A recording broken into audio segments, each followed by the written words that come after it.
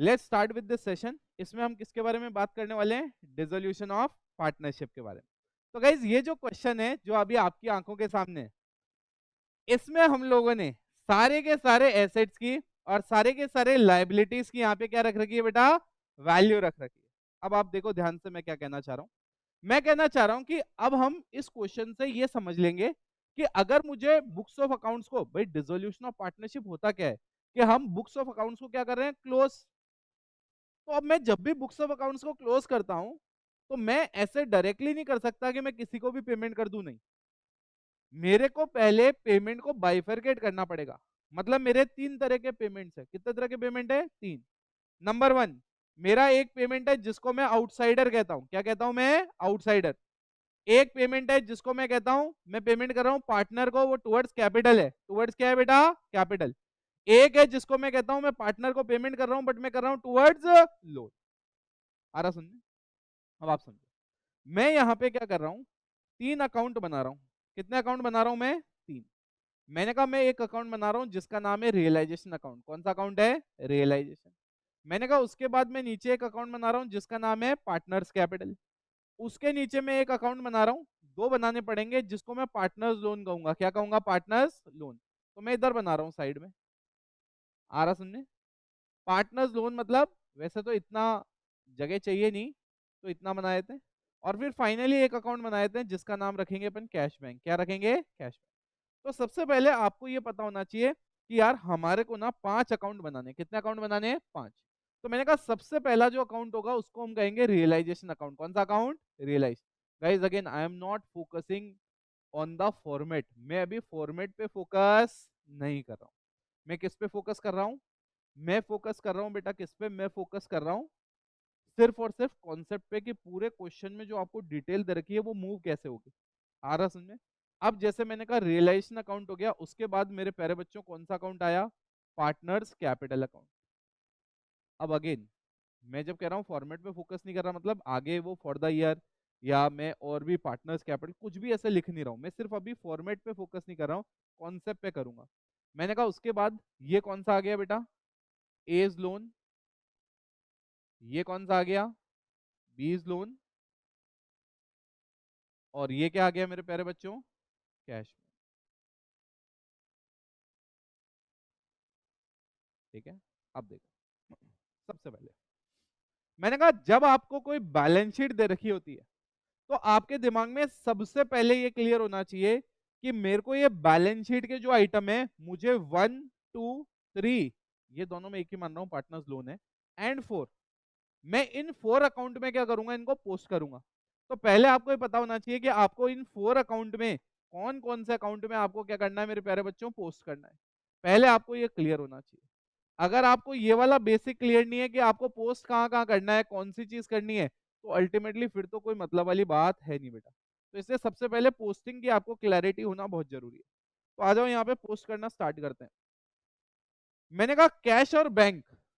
समझो मैं क्या कह रहा हूं। सबसे पहला स्टेप मैंने कहा ये जो एसेट साइड है, आ रहा समझ में? इस एसेट साइड में से मैं एक एक आइटम को वहां डालना चालू करूंगा। मैंने तुम्हें कहा कि जो भी मैं पेमेंट करने वाला हूं, तीन तरह के पेमेंट्स होते हैं। कितने तरह के पेमेंट होते हैं? तीन। एक वो पेमेंट जो आउटसाइडर्स को है, एक वो पेमेंट जो पार्टनर्स को टुवर्ड्स कैपिटल है, एक वो पेमेंट जो पार्टनर्स को टुवर्ड्स लोन है। तो मैं ये कहना चाह रहा हूं कि अगर मैं यहाँ पे पेमेंट साइड देखता हूं तो मेरे को क्लियरली दिख रहा है देखो, मेरे को क्लियरली दिख रहा है कि ये जो ए और बी का बैलेंस है टुवर्ड्स पार्टनर है कैपिटल की तरफ, ये एक लोन का बैलेंस है। और ये जो अदर लाइबिलिटी दिख रही है ये थर्ड टाइप है। अरे हाँ या ना? तो मैं कह रहा हूं जो आउटसाइड लाइबिलिटी होती है वो रियलाइजेशन में जाती है, जो पार्टनर कैपिटल वाली होती है वो कहाँ जाती है? पार्टनर्स कैपिटल में। जो लोन वाली होती है वो कहाँ जाती है? लोन। इतना समझ में आ रहा है? तो मैंने कहा सबसे पहले एक काम करते हैं, इसलिए लाइबिलिटी ट्रांसफर कर दूं ताकि आपको जो भी डिस्कस किया वो पहले क्लिक हो जाएगा पर्टिकुलर्स। और ये ए और ये बी। मैं आया यहाँ पे और क्या लिखा मैंने? By balance. आप मुझे बताओ बाय बैलेंस कितना दे रखा है मुझे यहाँ पे? कितना दे रखा है? 2020। यहाँ पे आया मैंने 20 लिखा।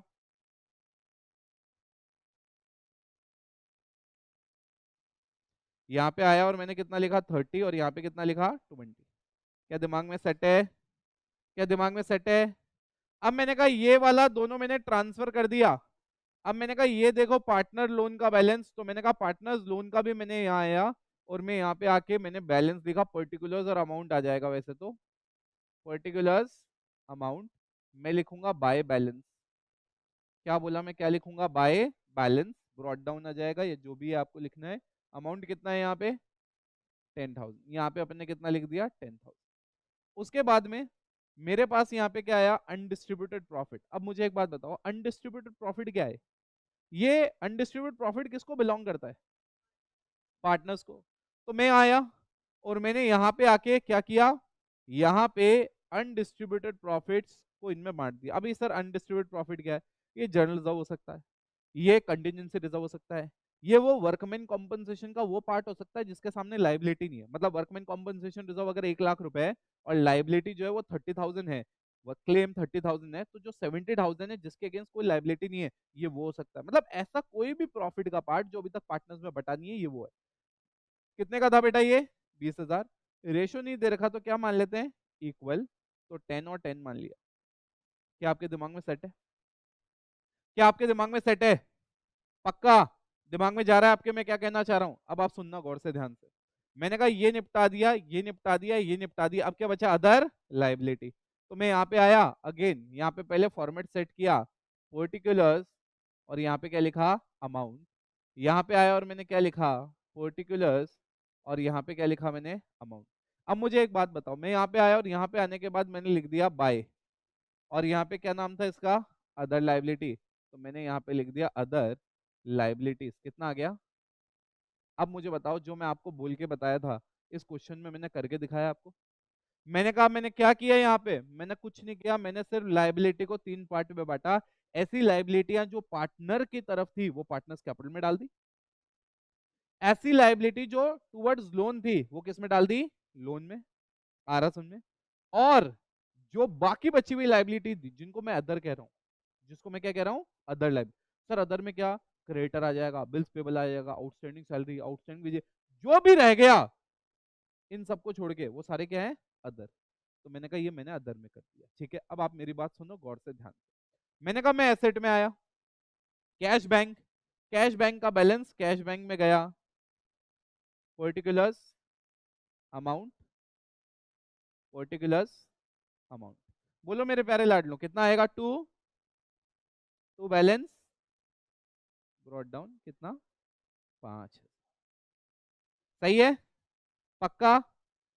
अब मैंने कहा उसके बाद ये भी निपटा दिया हमने, तो उसके बाद क्या बचा, अनडिस्ट्रीब्यूटेड लॉस। मुझे बताओ ये अनडिस्ट्रीब्यूटेड लॉस कौन बियर करेगा, लॉस कौन बियर करता है। तो मैंने कहा यहाँ पे आओगे और यहाँ पे क्या लिखोगे, टू यूडीएल, अमाउंट बोलो ना, 7,500, 7,000। डन के नॉट डन, दिमाग में चला गया मैं क्या कहना चाह रहा हूँ, 100%। अब आप सुनिएगा मेरी बात।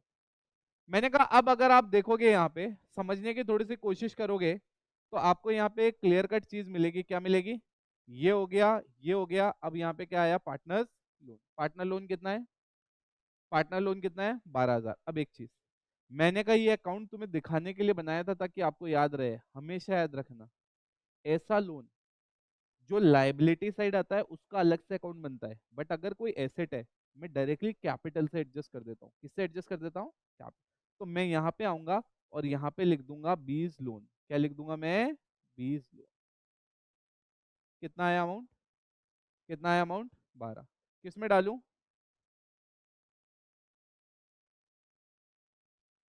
सही है या गलत है, सेट है दिमाग में मैं क्या कह रहा हूँ। अगेन क्या कहना चाह रहे हो सर, देखो जो भी पार्टनर से पैसा लेना है वो तो हम हाथों हाथ कैपिटल से सेटल सेटल कर लेंगे, बट जो हमें पार्टनर को देना है वो हमें अलग से बनाना पड़ेगा। सर ऐसा क्यों, क्योंकि जब मैं पेमेंट करूंगा पहले मैं बाहर वालों को पेमेंट करता हूँ, फिर मैं लोन वालों को पेमेंट करता हूँ, और फिर कैपिटल की तरफ पेमेंट करता हूँ। तो जो पैसा मुझे देना है मैं उनको दो पार्ट में अलग अलग करना चाहता हूँ कि पार्टनर को लोन की तरफ कौन सा देना है और अदर लाइबिलिटी को कितना देना है।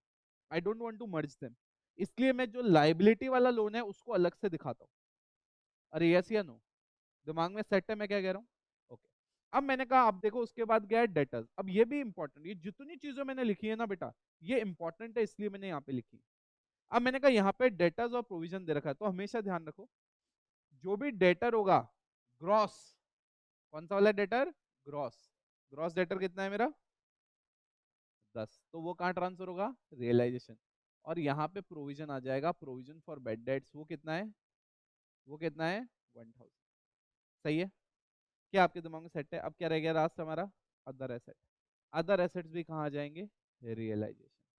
अब अदर एसेट्स में सर क्या आएगा, अदर एसेट्स में वो सारे एसेट आ जाएंगे, plant and machinery, bill receivable, land and building, furniture, stock, जितने भी अदर एसेट है वो कहाँ जाएंगे, कहाँ जाएंगे।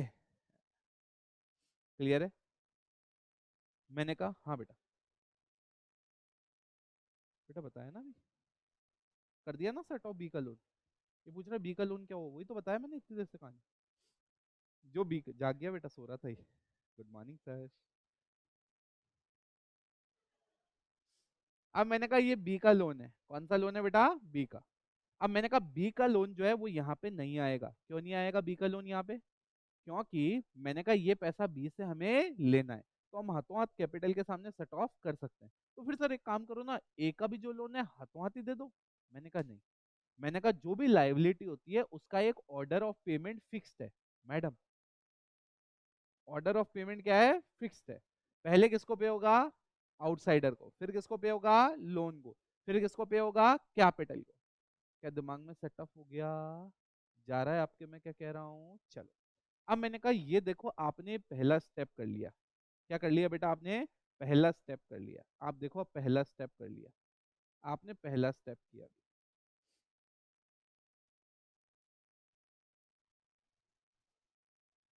हाँ जी, अब आपने पहला स्टेप कर लिया। अब देखो आगे मेरे पास क्या है, कुछ लाइबिलिटीज हैं और कुछ एसेट्स हैं। आ रहा समझ, कौन कौन से एसेट है, कौन कौन सी लाइबिलिटी है मेरे पास। एसेट में मेरे पास दो हैं जिनको रियलाइज कराना है, एक है डेटर और एक कौन है, एक कौन है, अदर एसेट्स। अब मैंने कहा अगर मैं अदर एसेट्स की बात करूं, तो मैंने कहा let's say other assets realised, ठीक है। अदर एसेट्स रियलाइज, कितना रियलाइज अदर एसेट्स, कितनी वैल्यू थी अदर एसेट्स की 59। Let's say they realise 64,000, they realise how much 64,000। Other assets realise 64। उसके बाद डेटर्स वो टेकन ओवर बाय, ये इसमें लिख दो, एक पार्टनर का नाम बता दो कोई भी, a took over the debtors, took over the debtors at, क्या वैल्यू थी डेटर्स की, डेटर्स की वैल्यू कितनी थी 10,000। तो यहाँ पे डेटर्स को कितने पे टेक ओवर किया, लेट्स से 8,000 पे, कितने पे टेक ओवर किया 8,000। अब आप एक चीज का ध्यान देना, मैंने कहा अब मैं सेकंड स्टेप में आया हूं कि अब मैंने कहा देखो समझो, अब आप समझो। सबसे पहले मैंने कहा आपके सामने क्वेश्चन फ्रेमिंग हो रही है, आपके सामने ही हम सब कुछ कर रहे हैं ताकि आपको पता रहे इम्पैक्ट क्या आता है। मैंने कहा अब जैसे ही आपने ये सारे के सारे एसेट्स और लाइबिलिटीज को इन चारों अकाउंट में ट्रांसफर कर दिया, अब आप इस बैलेंस शीट को भूल जाओ और फटाफट नीचे दिए हुए एडजस्टमेंट्स पे जाओ। सबसे पहले जो एसेट्स आपको रियलाइज हो रहे हैं उनकी आपको डिटेल दे रखी है। तो मैंने कहा यार एसेट मेरे पास कौन से रियलाइज हो रहे हैं, तो मैंने कहा एसेट मेरे पास रियलाइज हो रहे हैं सबसे पहले अदर एसेट्स। कितना रियलाइज हो रहा है अदर एसेट्स मेरा 64। अब ध्यान रखना जितने भी नीचे एडजस्टमेंट में आ रहे हैं, देखो बैलेंस शीट के आइटम का एक इम्पैक्ट, बैलेंस शीट के आइटम का कितना, एक इम्पैक्ट। जितने आइटम मुझे कहां दे रखे हैं, जितने आइटम मुझे कहां दे रखे हैं एडजस्टमेंट में, उसके कितने इम्पैक्ट, दो। तो मैंने कहा अगर मेरा ये रियलाइज हुआ अदर एसेट तो मेरे पास पैसा आएगा, तो मैं यहां लिखूंगा बाय कैश। कितना, कितना बेटा 64,000। अब अगेन सर रियलाइजेशन क्रेडिट क्यों, मैंने कहा जब जब आप एसेट को रियलाइज करा रहे हो आप ये अजम्पशन ले रहे हो कि वो आपका फायदा है, क्या है वो आपका फायदा, इसलिए आप रियलाइजेशन एक नॉमिनल अकाउंट होता है तो आप उसको क्या करते हो, क्रेडिट करते हो। तो आप एंट्री मार रहे हो cash account debit to realisation, कि कैश आपका एसेट है तो वो बढ़ रहा है 64,000 से, और आपने एसेट को 64 में बेच दिया, वो आपका प्रॉफिट हो गया। सर एसेट 64 में बेचा हुआ हमारा प्रॉफिट थोड़ी है, प्रॉफिट तो हमारा ये है कि हमारी 59 की चीज हमने 64 में बेची तो 5 का प्रॉफिट होना चाहिए। मैंने कहा ये इसी तरह से अकाउंट बना हुआ है। जब आपने 59,000 का बैलेंस शीट से यहाँ डेबिट साइड रिलेशन का एसेट ट्रांसफर किया, आपने उस टाइम अजम्पशन ले लिया था ये हमारी कॉस्ट लग गई। क्या लग गई? कॉस्ट। इसलिए आपने डेबिट किया। जैसे ही आपका रेवेन्यू आया, आपने उसको क्या मार दिया? क्रेडिट। तो अल्टीमेटली 64 माइनस 59 दिख के नेट प्रॉफिट दिख ही रहा है ना, कितना हो गया? 5। तो जो जो आपके एसेट की कॉस्ट है आप डेबिट साइड लिखोगे, जो जो एसेट रियलाइज कर रहा है वो क्रेडिट साइड लिखोगे, तो ऑटोमेटिकली इस अकाउंट में प्रॉफिट बुक होता जाएगा। हाँ या ना? मैंने कहा ये पहला इम्पैक्ट है। अब मुझे बताओ इस इम्पैक्ट की वजह से कैश आया या गया? आया। तो मैं यहाँ क्या लिखूंगा? To realisation. अमाउंट बोलो, अमाउंट बोलो 64,000। कितना बेटा अमाउंट? 64। आ रहा सुनने? अब आप देखो 64,000 का अमाउंट आ गया। अब मैंने कहा 64,000 रुपए का 64,000 का अमाउंट आ गया मेरा। अब मैंने कहा यार पहला एडजस्टमेंट क्रैक हो गया, अब चलते हैं दूसरे वाले पे। ए टुक ओवर द डेटर्स। मतलब जो एसेट है आप मार्केट में बेच सकते हो, आपका ये एसेट कोई पार्टनर भी टेक ओवर कर सकता है। क्या बेटा? कोई पार्टनर भी टेक ओवर कर। आ रहा सुनने? इसमें किसने टेक ओवर किया? ए। तो मुझे बताओ हमारा तो कैश आता तो कैश आ जाता, अगर कोई पार्टनर लेके जा रहा है तो वो पैसा हम किससे ले लेंगे? पार्टनर से। तो यहाँ पे क्या डालेंगे? By S capital. अमाउंट बोलना 8,000। ये पैसा तुम्हें पार्टनर से लेना है या तुम्हें पार्टनर को देना है? पार्टनर को लेना है, पार्टनर को देना है कि पार्टनर से लेना है? लेना है ये पैसा। चलो चलो चलिए, सेकंड इम्पैक्ट भी तो देना है अभी। चलो बताओ भैया। सेकंड इम्पैक्ट, पार्टनर्स कैपिटल को क्या करेंगे? डेबिट। ऐसा क्यों करेंगे डेबिट? कौन बताएगा? लॉजिक कौन बताएगा कि ऐसा क्यों हो रहा है? वापस वापस वापस, लॉजिक कौन बताएगा? हाँ बेटा। Very good.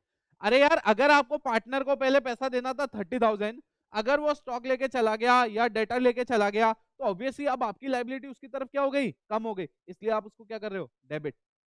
बट आपके तो पैसा आ रहा है ना। सर 10,000 का डेटर था, 8,000 ही आए। आप तो कह रहे हो इनकम साइड लिख दिया है तो फायदा हो गया। फायदा कहाँ हुआ? 10 की चीज 8 में बेची तो 2 का नुकसान हुआ ना। मैंने कहा आप नेट देखो। आपने डेबिट साइड डेटर्स दिखे 10,000 के, क्रेडिट साइड जो उनसे पैसा आया वो लिखा, तो नेट लॉस 2,000 का बुक हो रहा है ना ऑटोमेटिकली नेट डेबिट में। अरे हाँ या ना? मैंने कहा आप समझो। मैंने कहा ये भी हो गया। मैंने कहा अब हमने किसका सेटलमेंट कर दिया? एसेट का कर दिया। किसका कर दिया? एसेट। क्या मेरे पास और कोई एसेट है यहाँ पे जिसका सेटलमेंट मुझे करना है? बिल्कुल नहीं। दिमाग में सेटल। तो अब हम आते हैं थर्ड स्टेप पे। अब हम लाइबिलिटी को सेटल करेंगे। किसको सेटल करेंगे? लाइबिलिटी। लाइबिलिटी का अब हम सेटल करना स्टार्ट होंगे। तो मैंने कहा लाइबिलिटी में मेरे पास एक ही है। कौन सी लाइबिलिटी है? Other liability.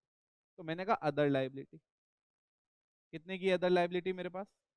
तो मैंने कहा अदर लाइबिलिटी है मेरे पास 20,000 की। आ रहा सुनने? अदर लाइबिलिटीज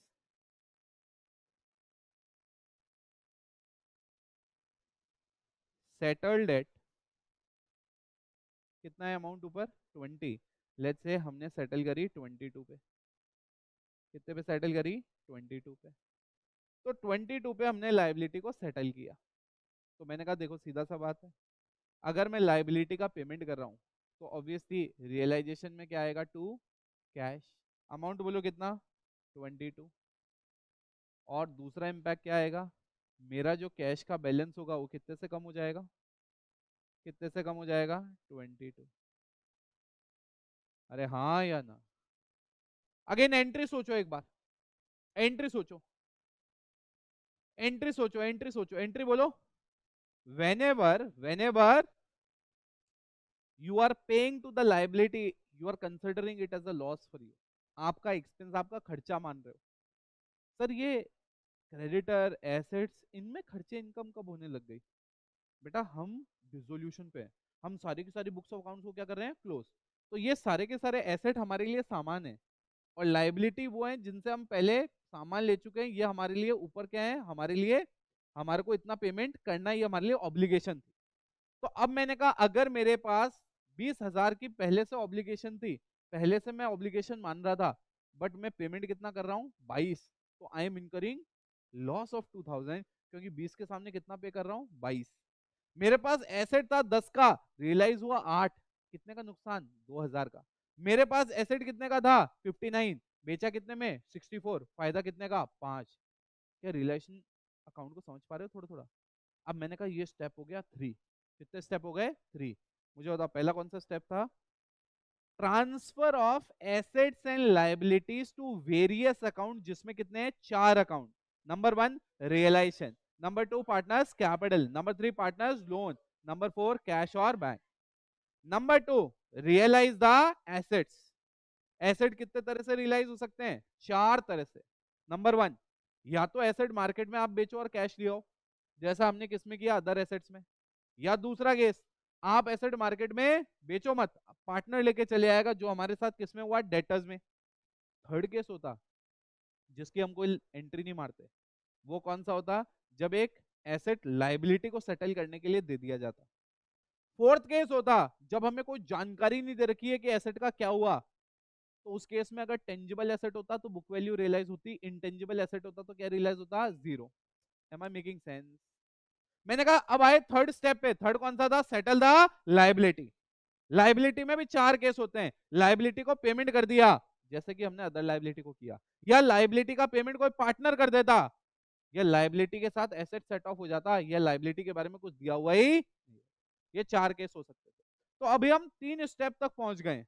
अब आता है चौथा स्टेप। पहले 3 क्लियर है क्या दिमाग में? इतना बताओ। तीनों स्टेप दिमाग में क्लियर है? तो आता है चौथा स्टेप।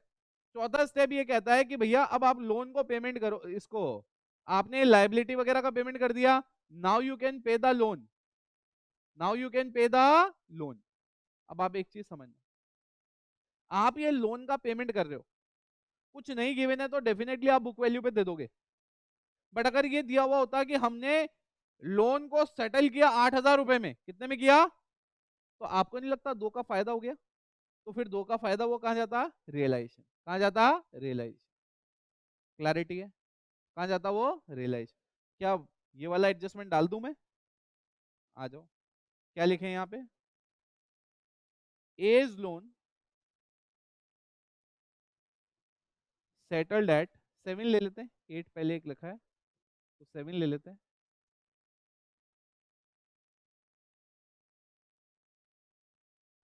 आ जाओ। अब यहाँ पे आए और अब हमने कहा भैया हमने कितना पेमेंट कर दिया इसका? कितना? 7,000। दूसरा इम्पैक्ट क्या? बाय एज लोन, ये करा रियलाइजेशन। अरे वो तो बचा हुआ जाएगा।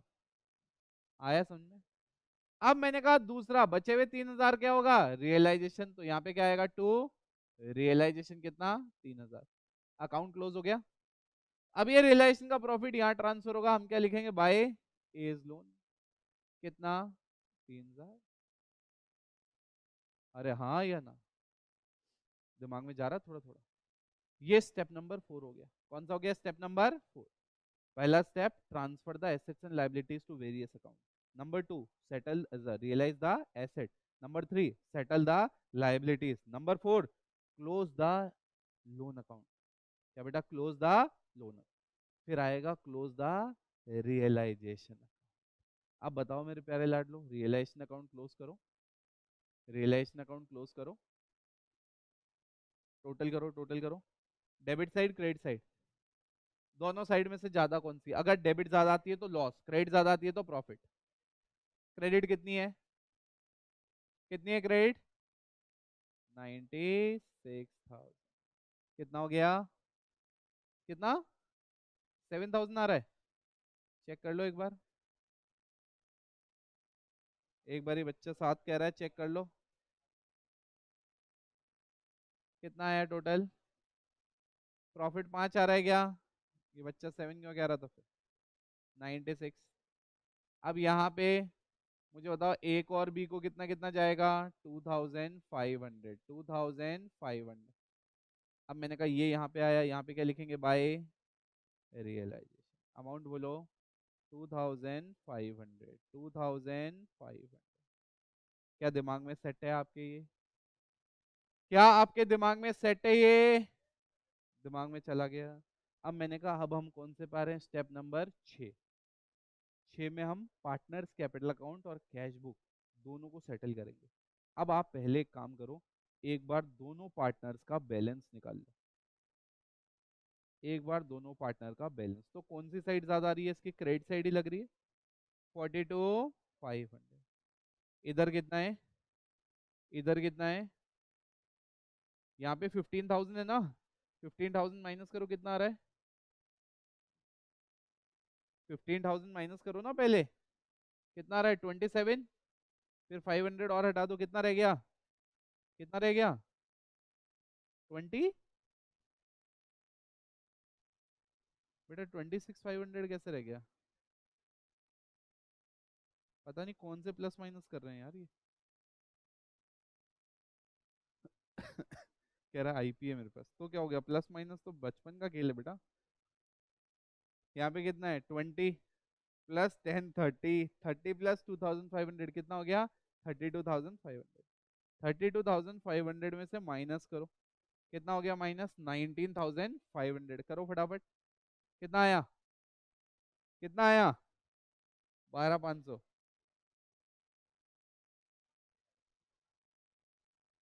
तू रहने दे, 4 बार कैलकुलेट, 3 बार बताई, तीनों गलत।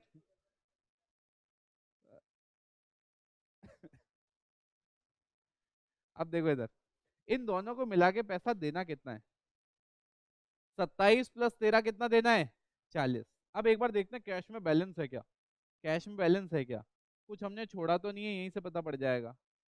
64 प्लस 5 कितना हो गया 69। 69 माइनस 29 कितना रह गया 40। कौन सी गणित लगा रहा है बेटा, कह रहा 47। 40,000 का बैलेंस आ गया। अब आप देखो ये आना ही चाहिए कि जब आप एंड में इतना ही बैलेंस बचना चाहिए कि आप ए और बी को पूरा पेमेंट कर दो, क्या कर दो, ए और बी का पूरा पेमेंट। तो यहाँ पे आ गया 27, यहाँ पे कितना आ गया 13,000, और यहाँ पे हम कितना लिख देंगे 16। यहाँ पे आए और यहाँ पे क्या लिख दिया अपन ने, टू कैश। क्या ये तालियां क्या बजा रहे हो, हाँ हाँ हाँ, सॉरी। हाँ, सो मैं ये कह रहा हूं कि हम जब ये कह रहे हैं कि ये अभी आपने देखा होगा हमने 6 स्टेप करे, कितने स्टेप करे 6। आपको भी जब ये क्वेश्चन दिया हुआ बैलेंस शीट देख के पहले ट्रांसफर करना, एक बार 6 स्टेप फटाफट रिवाइज कर लेते, कितने स्टेप हैं 6। पहला step, transfer the assets and liabilities to various account, realise the assets, settle the, close the loan account, close the realisation, close partners capital and cash and bank. क्या आपके दिमाग में इसका पूरा का पूरा ओवरव्यू आ गया, दिमाग में सेट है, चल। तो मैंने कहा यार ये 7 स्टेप से ये सारी की सारी कहानी हो सकती है। अब मैंने कहा कुछ ऐसे सवाल जो अच्छे सवाल हो सकते हैं, कुछ ऐसे सवाल जो अच्छे सवाल दिमाग में आपके आ सकते हैं। नंबर 1, सबसे पहले, सर रिजर्व को लेके थोड़ी क्लैरिटी कम है। जब ये क्वेश्चंस करने बैठोगे तो आपके क्वेश्चन में अलग अलग टाइप के रिजर्व आएंगे। जैसे कि एग्जांपल देता हूं, जब आप करने बैठोगे तो आपको बैलेंस शीट में क्या मिलेगा, अलग अलग रिजर्व्स मिलेंगे। जैसे आपको मिलेगा जनरल रिजर्व, आपको मिलेगा कंटिंजेंसी रिजर्व, आपको मिलेगा वर्कमैन कॉम्पनसेशन रिजर्व, आपको मिलेगा इन्वेस्टमेंट फ्लक्चुएशन रिजर्व, आपको मिलेगा एक एम्प्लॉइज प्रोविडेंट फंड। आ रहा समझ में, अब आ जाओ। कभी कभी आपको इधर भी कोई अनडिस्ट्रीब्यूटेड लॉस टाइप जैसे पीएनएल का बैलेंस यहाँ पे दिख सकता है, हाँ या ना, हाँ बस इतना काफी है। अब मेनली कंफ्यूजन जो होता है बच्चे को वो इसका होना चालू होता है, बच्चे को समझ में नहीं आता कि सर कौन सा रिजर्व कहाँ जाएगा और कैसे जाएगा। तो मैंने कहा इस पर्टिकुलर केस में मैं आपको क्लैरिटी दे देता हूँ। हमेशा एक बात ध्यान रखना, जो भी प्रॉफिट है, जो भी नेट अनडिस्ट्रीब्यूटेड प्रॉफिट से, मतलब जो प्रॉफिट अभी तक, सबसे पहले नेट मतलब जो एक्चुअल में प्रॉफिट है और जो अभी तक पार्टनर्स को बटे हुए नहीं है, वो किसको बांटने हैं आपको, पार्टनर्स को। तो नेट अनडिस्ट्रीब्यूटेड प्रॉफिट होता है वही पार्टनर्स कैपिटल में जाता है, कहां जाता है वो पार्टनर्स कैपिटल। अब मैंने कहा अपन एक एक करके बात करते हैं। अगर मैं आपसे पूछूं नंबर 1 केस में ये जो आपका जर्नल रिजर्व है, क्या ये आपका जर्नल रिजर्व या जो कंटिजेंसी रिजर्व है, भैया इनके सामने मान लो अगर जीरो लायबिलिटी है, क्या है, जीरो लायबिलिटी मतलब कोई लायबिलिटी नहीं है, ये आपका प्योर प्रॉफिट है, तो ऑटोमेटिकली ये डायरेक्टली पार्टनर्स कैपिटल में बढ़ जाएगा, कोई प्रॉब्लम वाली सिचुएशन नहीं है। मैंने कहा दूसरे वाले केस में अगर आप WCR की बात करोगे, वर्कमैन कॉम्पनसेशन रिजर्व की, किसकी बात करोगे, ये समझाऊंगा मैं क्या हुआ। आप इसको बांट दोगे, मतलब जनरल रिजर्व कंटीजेंसी रिजर्व को डेबिट करोगे और पार्टनर्स कैपिटल को क्रेडिट कर दोगे, जो भी पार्टनर का PSR है।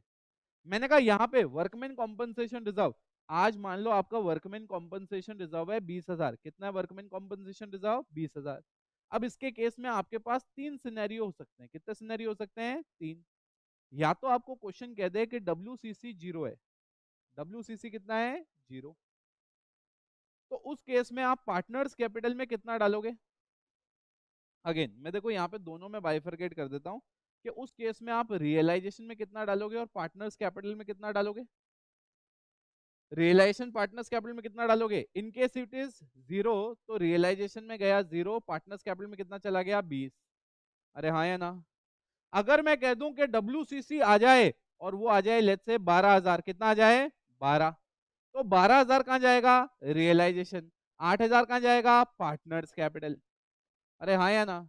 अगर मैं कह दूं कि WCC क्रॉस ही कर गया भैया, 28,000 हो गया, कितना हो गया, 28,000, पूरा का पूरा कहां जाएगा, रियलाइज। अगेन समझो, पूरा का पूरा रिलेशन में नहीं जाएगा, मतलब 28 नहीं जाएगा, जब रिजर्व है ही 20 तो यहाँ पे भी कितना जाएगा, 20। आ रहा समझे। सर एक बात बताओ, ये जो हमारा WCC बन के आ रहा है, ये WCC का क्या होगा, ये जो WCC है इसका क्या होगा। तो मैंने कहा इसका ना याद रखना, पेमेंट होगा रियलाइजेशन में। पेमेंट क्या होगा बेटा, payment in realisation, realisation account में इसका पेमेंट होगा। सर एक बार आप बताओ ना सैंपल क्या होगा। मैंने कहा देखो अगर मेरा WCR है 20, तो मैं रियलाइजेशन के क्रेडिट साइड जाके लिख दूंगा 20, अगर थर्ड वाले केस में। और मेरा WCC है 28, तो रिलायंस के डेबिट साइड जाके टू कैश लिख दूंगा 28,000। अरे हाँ या ना। सर ऐसा क्यों किया आपने, इन वाले केस में तो ट्रांसफर किया और इस वाले केस में जीरो ट्रांसफर किया। मैंने आपको यही बताया कि नेट अनडिस्ट्रीब्यूटेड प्रॉफिट कहां जाता है बेटा, पार्टनर्स कैपिटल। अब अगर मेरा रिजर्व था 20 और लाइबिलिटी 28, तो कोई प्रॉफिट तो फ्री है ही नहीं ना। 20 मुझे जो रिजर्व बना रखा था वो तो मैं दे दूंगा, 8,000 ऊपर से देना है। अरे हाँ या ना। तो कोई प्रॉफिट तो बचा ही नहीं ना जो पार्टनर्स में बटना है। अरे हाँ या ना। मैंने कहा अब आ जाओ थर्ड वाले पार्ट पे, अब आ जाओ थर्ड वाले पार्ट पे। मैंने कहा थर्ड वाला पार्ट क्या है मेरे प्यारे लाडलो, थर्ड वाला पार्ट क्या है मेरे लाडलो, ये है EPF, क्या है बेटा, एम्प्लॉइज प्रोविडेंट फंड। तो याद रखना ये क्या है बेटा, ये तो OL है, अदर लाइबिलिटी, ये रिजर्व है ही नहीं। बहुत सारे बच्चे कंफ्यूज हो जाते हैं, और ये इस वजह से नहीं है क्योंकि आगे फंड लिखा है, नहीं, ये इस वजह से है क्योंकि आगे एम्प्लॉइज प्रोविडेंट लिखा है, कि ये एम्प्लॉय का पैसा है जो फर्म के पास है और फर्म को वापस लौटाना पड़ेगा। अरे यस के नो, क्या आपके दिमाग में जा रहा है क्या, पक्का। तो मैंने कहा ये हो गया तुम्हारा एक पॉइंट नंबर 1। अब एक पॉइंट और छोटा सा मुझे करवाने का है, देखो क्या कहता है वो पॉइंट। मैंने कहा वो पॉइंट ये कहता है कि जब मैं, फॉर एग्जाम्पल जब मैं रियलाइजेशन की बात करता हूं, तो रियलाइजेशन में एक चीज आती है जिसको हम कहते हैं रियलाइजेशन एक्सपेंस, जिसको क्या कहते हैं हम, रियलाइजेशन एक्सपेंस। अब रियलाइजेशन एक्सपेंस के जो एडजस्टमेंट्स आते हैं, उनमें आपको दो चीजें दे रखी होती है। कितनी चीजें दे रखी होती है, इसमें आपको दो चीजें दे रखी होती है कि ये जो रियलाइजेशन एक्सपेंसेस हैं, these are borne by whom and paid by whom. क्या बोला मैंने, दो चीजें दे रखी होती है, borne by whom and paid by whom. Borne by का मतलब है कि ये खर्चा किसका है, पेड बाय हुम मतलब ये खर्चा पे किसने किया। अगर मान लो क्वेश्चन ये कहता है कि भैया जो बॉर्न बाय है वो है लेट्स से फर्म, हमेशा याद रखना in the absence of information हमेशा पैसा कौन देगी, फर्म। मैंने कहा उस केस में अब हमारे पास दो सिनेरियो निकल के आते हैं। पहला सिनेरियो, अगर मान लो फर्म का खर्चा है तो फर्म ही अगर पे कर रही है तो कोई टेंशन नहीं है। बट अगर फर्म का खर्चा है, पार्टनर अगर पे कर रही है, तो क्या होगा। तो मैंने कहा सुनो, सबसे पहले इजी इजी इजी, मैंने कहा खर्चा फर्म का और फर्म ही पे कर रही है। सबसे पहले एक और चीज, इससे भी पहले चलते हैं, खर्चा किसका है? खर्चा किसका है? फर्म। तो इसका मतलब यह है कि रियलाइजेशन अकाउंट तो डेबिट ही होगा, क्योंकि फर्म का खर्चा है, तो अकाउंट कौन सा डेबिट होगा? रियलाइजेशन। तो चाहे केस ये हो चाहे केस वो हो, रियलाइजेशन अकाउंट तो डेबिट होगा ही होगा। क्या आपके दिमाग में सेट हो गया? सवाल ये क्रेडिट क्या होगा? अगर पेमेंट हमने किया तो हमारा कैश का बैलेंस कम होगा, तो मैं यहाँ पे क्या डालूंगा मेरे प्यारे लाडलो? To cash. बट अगर खर्चा मेरा है और पेमेंट किसने कर दिया? पार्टनर ने, तो पेमेंट कौन करेगा? अरे पेमेंट तो बाद में फर्म ही करेगी ना। तो हमारी लाइबिलिटी टुवर्ड्स पार्टनर क्या हो रही है? बढ़ रही है। तो मैं यहाँ पे क्या कर दूंगा? पार्टनर्स कैपिटल को क्रेडिट कर दूंगा। सही है कि गलत है? मैंने कहा दूसरा केस एक और हो सकता है यार, दूसरा केस एक और हो सकता है कि खर्चा किसका था? पार्टनर का। क्या बोला मैंने? खर्चा किसका था? पार्टनर का। बट ऐसा हो सकता है कि पे किसने किया? फर्म ने। ऐसा भी हो सकता है कि खर्चा किसका था? पार्टनर का, और पे किसने किया? पार्टनर। अरे यार पार्टनर का ही खर्चा था, पार्टनर ने पे किया, तो हम तो कोई एंट्री मारेंगे ही नहीं ना। बट अगर पार्टनर का खर्चा था, हमने पे किया, तो हमारा कैश का बैलेंस क्या हो गया? कम। और ये पैसा हम रिकवर किससे करेंगे? पार्टनर से। तो पार्टनर को एसेट बना लिया या लाइबिलिटी कम कर दी, और साथ में हमारा कैश का बैलेंस हमने क्या कर दिया? कम। एक बार प्लीज इसको देख लो, एक बार दिमाग में सेट कर लो मैंने जो बताया।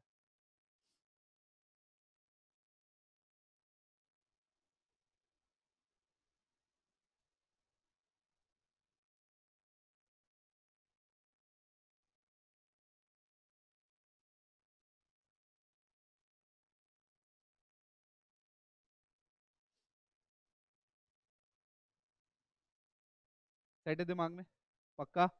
तो गाइज आप ये देखो, ये चीज ध्यान रखना, ये जो रियलाइजेशन एक्सपेंस है और एक रेम्यूनरेशन होती है, दोनों अलग अलग है। रेम्यूनरेशन एफर्ट्स के लिए दी जाती है, खर्चे तो खर्चे ही होते हैं। आप समझो, मान लो फॉर एग्जांपल मैंने आपको भेजा, मैंने आपको कहा एक काम करना है यार, वैशाली नगर जाके एक ये सामान लेके आ जाना। तो बोले ठीक है सर। तो तुम गए, लेट्स से कि मैंने तुम्हें कहा कि ये पेन लेके आ जाना है सर, तुम वहां लेने गए, तुम 2000 का पेन लिया है, ये अपना वाला दिखा रहा है। तो तुम जाके वहां पे 2000 का पेन लिया है। अब तुमने आके कहा सर हमें 2000 रुपए दे दो, मैंने तुम्हें सिर्फ 2000 रुपए दे दिए। तो मैंने तुम्हें सिर्फ एक्सपेंसेस के लिए रेम्यूनरेट की पैसे दिए, या मैंने तुम्हें कोई रेम्यूनरेशन भी दी? सिर्फ किसके लिए दिया? अब तुम गए और मार्केट में ये सामान मिल रहा था 15,000 का, तुम मेरे लिए 2000 का लिया है। तो मैंने कहा यार 2000 ये तो पकड़ो, और साथ में तुमने मेरी भी सेविंग्स कराई, ये लो 5000 तुम भी रखो। एग्जाम्पल है। तो वो 5000 क्या है? रेम्यूनरेशन। वो 2000 क्या है? एक्सपेंस। तो जब पार्टनर को हम कह रहे हैं कि रियलाइजेशन एक्सपेंस के लिए कुछ दे रहे हैं, तो हम एक्चुअल खर्चे के लिए उसको दे रहे हैं। रेम्यूनरेशन इसलिए दे रहे हैं क्योंकि वो एफर्ट्स डाल रहा है सारे के सारे एसेट्स को रियलाइज कराने के लिए। अरे हाँ या ना? क्या दोनों में डिफरेंस आपके दिमाग में क्या हो गया? सेट हो गया?